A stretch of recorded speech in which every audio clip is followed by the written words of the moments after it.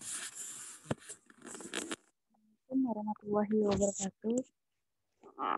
Selamat pagi dan selamat siang anak-anak sekalian. Alhamdulillahirrahmanirrahim. Kita telah memasuki perkuliahan di semester genap dan pada kesempatan kali ini kita akan melaksanakan perkuliahan secara daring, yaitu mata kuliah dasar-dasar rekayasa transportasi. Sebagai pembuka pada perkuliahan ini, saya akan memberikan gambaran mengenai materi maupun RPS untuk mata perkuliahan kita. Nah, ini dia. Jadi mata kuliah kita adalah dasar-dasar rekayasa transportasi sebesar 2 SKS. Kemudian untuk CPL-nya kita diharapkan mampu menganalisis dalam bidang transportasi, khususnya dasar-dasar perencanaan transportasi, tentang bangkitan tarikan perjalanan, distribusi perjalanan, pemilihan moda, pemilihan rute, perencanaan survei, contoh-contoh survei, aspek kebijakan dalam dasar rekayasa transportasi. Kemudian secara kognitif, kalian diharapkan untuk mengetahui tentang rekayasa transportasi terkait dengan kebijakan maupun perencanaan transportasi, kemudian bisa secara psikomotorik bisa mengoperasikan software Microsoft Excel, kemudian dapat berkoordinasi dalam tugas-tugas dan mengetahui perkuliahan dasar-dasar rekayasa transportasi. Untuk masing-masing pertemuan. Untuk pertemuan pada pagi ini kita akan mengetahui dasar-dasar tentang rekayasa transportasi, meliputi pengertian, ruang lingkup, perencanaan sistem, tujuan, organisasi, mode transportasi, dan juga fungsinya. Kemudian pertemuan kedua tentang prasarana dan sarana, pertemuan ketiga tentang moda transportasi, pertemuan keempat tentang faktor-faktor dalam operasi transportasi, kemudian dan seterusnya akan kita lakukan sesuai dengan rencana pembelajaran ini. Kemudian sebagai awal dari perkuliahan, saya juga akan memberikan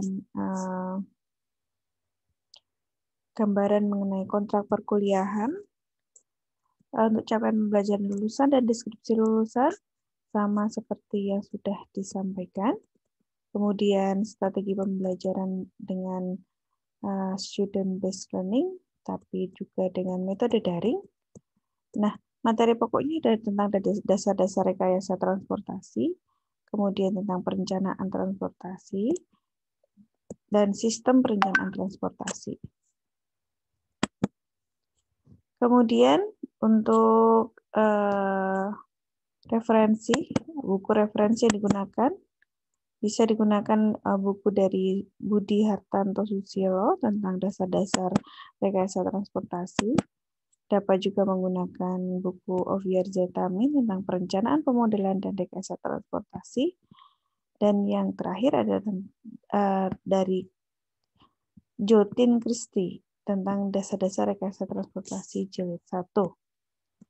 Sebagai penilaian, di sini karena kita masih melakukan perkuliahan secara daring, jadi butir-butir penilaian untuk tugas sebesar 50% atau skor maksimum 50, dan ujian mid dan ujian akhir sebesar masing-masing 25%. Jadi untuk tugas diharapkan untuk dikerjakan secara maksimal karena nilai utama pada perkuliahan dari ini adalah dari tugas yang kalian kerjakan.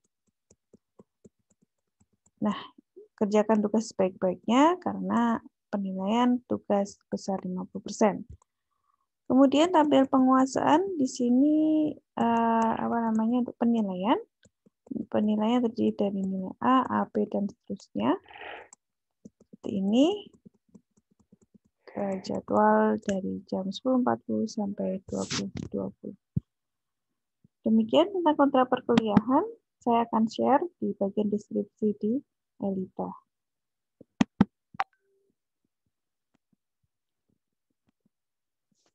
Nah, untuk materi yang pertama yaitu mengenai dasar-dasar dari transportasi dan sistem transportasi. Jadi sebelum kita melangkah lebih jauh tentang rekayasa transportasi, kita akan memahami dulu apa itu sistem transportasi. Ya, jadi di bidang transportasi ini memang ada berbagai macam fokus pembelajaran, ada yang tentang sistem transportasi, ada yang tentang rekayasa jalan raya, ada yang tentang manajemen, tentang pemodelan, tentang pemberdayaan transportasi, tentang keselamatan transportasi, dan lain sebagainya. Untuk yang paling dasar yaitu pengetahuan tentang sistem transportasi, yaitu sekelompok atau sistem itu sebenarnya adalah sekelompok bagian-bagian yang bekerja bersama-sama untuk melakukan sesuatu yang dimaksud. Jadi, jika kita berbicara tentang transportasi, maka di dalamnya terdapat bagian-bagian yang saling bekerja satu sama lain dan berhubungan. Itu adalah pengertian dari sistem.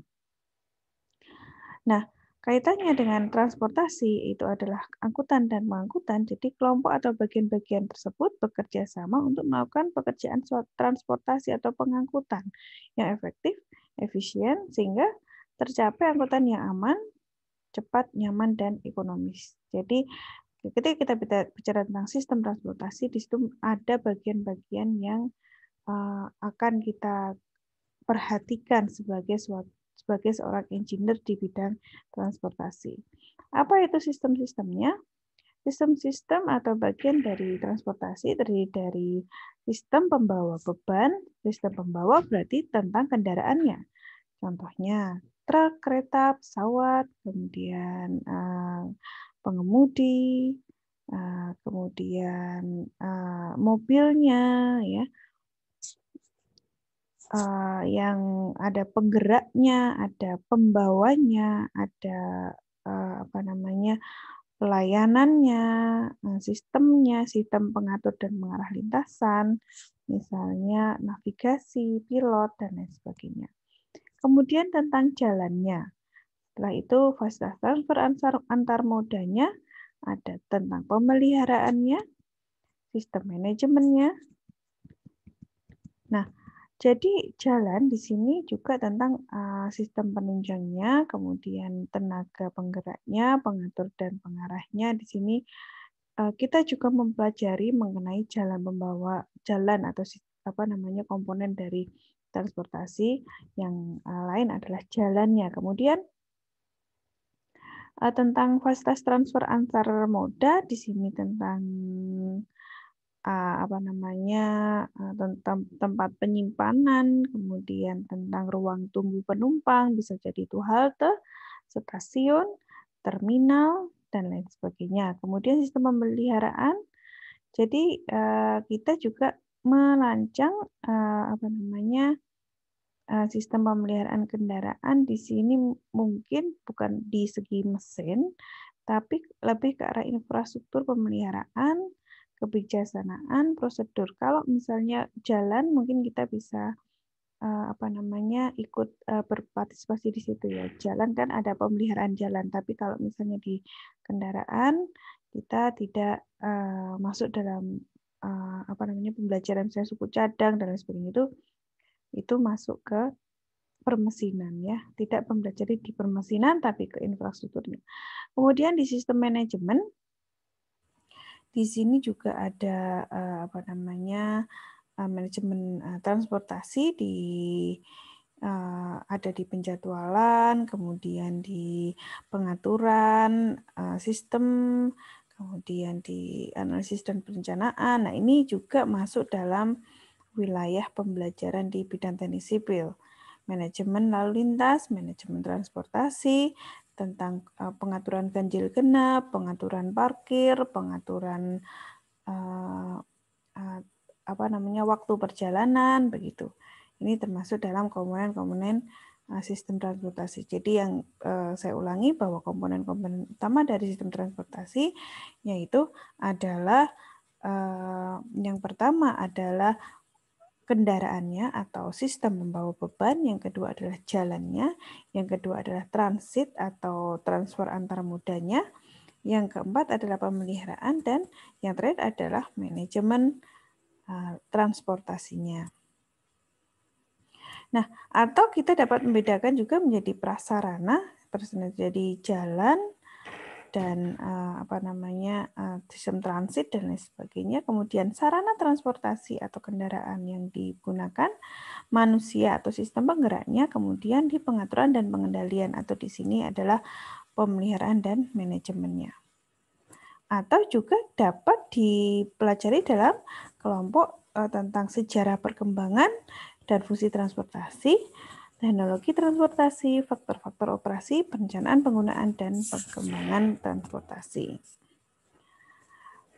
Kemudian, kalau di dasar-dasar rekayasa transportasi, apa yang kita pelajari? Jadi rekayasa di sini adalah tentang perencanaan, desain, dan operasi dari sistem transportasi yang bervariasi dan komponennya untuk mencapai pergerakan yang aman, nyaman, dan ekonomis.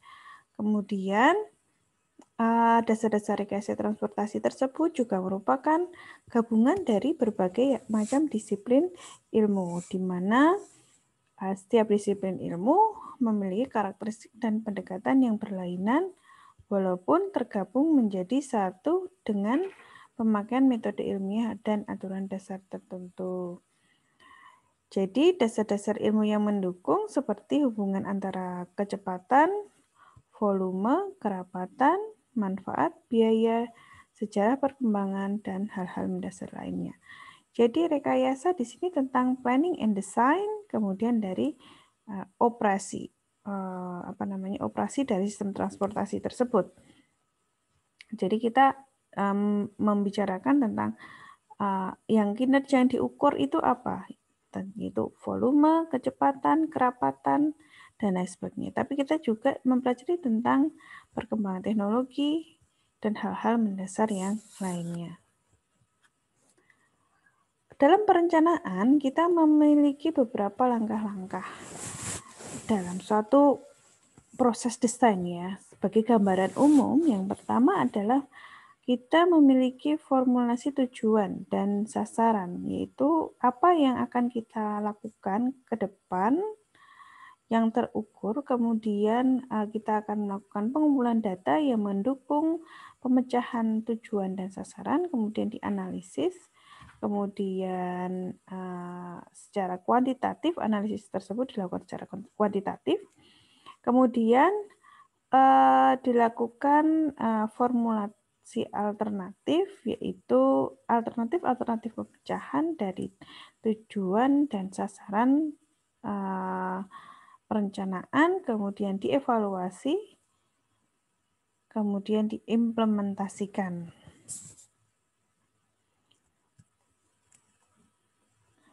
Tujuan dan sasaran dari sistem transportasi adalah mengangkut orang dan barang dari satu tempat ke tempat yang lain secara aman. Jadi tujuan dari dan sasaran kita dalam membentuk suatu transportasi di perkotaan adalah di sini kita mempelajari rekayasa transportasi untuk apa? Yang pertama, memperbaiki pergerakan orang. Yang kedua, untuk meningkatkan kualitas pemukiman dan lingkungan. Yang ketiga, untuk memperbaiki keselamatan umum. Yang keempat, untuk penghematan sumber energi. Yang terakhir adalah untuk memperbaiki efisiensi ekonomi transportasi. Jadi, bidang-bidang rekayasa transportasi yang kita pelajari ini bisa sangat luas sekali. Jadi dalam memperbaiki pergerakan orang berarti nanti sasarannya apa? Sasarannya biasanya adalah untuk menekan tingkat kemacetan karena di transportasi ini adalah pergerakan kendaraan akan mempengaruhi tingkat pelayanan perjalanan perkotaan, tingkat pelayanan yang buruk itu berarti adalah jalannya itu macet. Nah, di sini dalam pembelajaran rekayasa transportasi kita melakukan suatu rancangan bagaimana supaya jalannya itu tidak macet. Kelihatannya simpel, tapi itu adalah merupakan suatu kompleksitas yang cukup tinggi. Kemudian, yang kedua adalah untuk meningkatkan kualitas pemukiman dan lingkungan. Nah, di sini kita berarti mempelajari transportasi dari efek lingkungannya, tentang kebisingan, tentang polusi, estetika, dan tata guna lahan. Tata guna lahan ini merupakan suatu hal yang sangat kompleks ya, karena sangat tidak bisa kita merubah tata guna lahan dalam suatu waktu dengan cepat. Itu merupakan suatu visi jangka panjang seperti itu. Kemudian untuk memperbaiki keselamatan di sini mempelajari rekayasa transportasi juga untuk bisa meningkatkan keselamatan jalan, yaitu hubungannya dengan kecelakaan. Kemudian penghematan sumber energi, di sini bagaimana kita mempelajari transportasi, misalnya untuk perencanaan rute yang paling singkat untuk mengurangi penggunaan BBM, atau peningkatan public transport atau transportasi umum untuk juga mengurangi penggunaan BBM dan lain sebagainya. Kemudian untuk memperbaiki efisiensi ekonomi transportasi. Jadi ini juga kita pelajari bagaimana caranya transportasi itu berjalan secara efisien sehingga biaya perjalanan dapat ditekan serendah-rendahnya sehingga kita memiliki efisiensi yang tinggi. Dan di sini kita bicara tentang angkutan barang misalnya, manajemen angkutan barang, kemudian tentang biaya perjalanan, yaitu tentang ini juga kaitannya dengan kemacetan. Jika kemacetannya bisa ditekan, biasanya biaya perjalanannya akan semakin rendah. Juga tentang tentang biaya umum, sistem transportasi perkotaan, dan juga mengurangi dampak buruk ekonomi transportasi perkotaan, dan lain sebagainya. Jadi tujuan pembelajaran di rekayasa transportasi ini akan menjadi sangat luas dan bisa kita pelajari dalam perbagian ini. Ini kalau misalnya kita pelajari semuanya, ini bisa jadi 4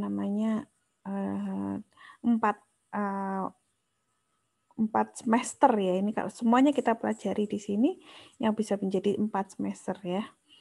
Nah, jadi kita pelajari secara khusus masing-masing tujuan ini bisa sangat luas. Makanya tapi kenapa saya memberikan penjelasan mengenai ini adalah gambaran ya betapa pentingnya kita mempelajari rekayasa transportasi sebagai nanti adalah calon engineer atau calon insinyur di bidang transportasi. Jadi ini adalah berbagai macam sasaran yang nanti bisa digunakan juga sebagai jika penelitian ya, dia nanti bisa digunakan.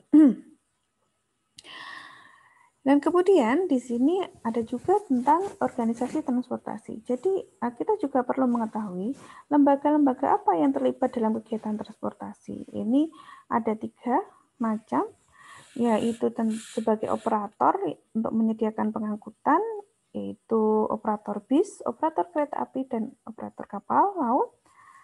Kemudian untuk sebagai fasilitator, pembuat jalan, bandara, terminal, dan juga stasiun. Kemudian untuk perencanaan dan pengendalian atas fungsi pertama dan kedua, yang berfungsi sebagai regulator. Contoh di sini regulatornya adalah Kementerian Perhubungan dan Kementerian Pekerjaan Umum dan Perumahan Rakyat.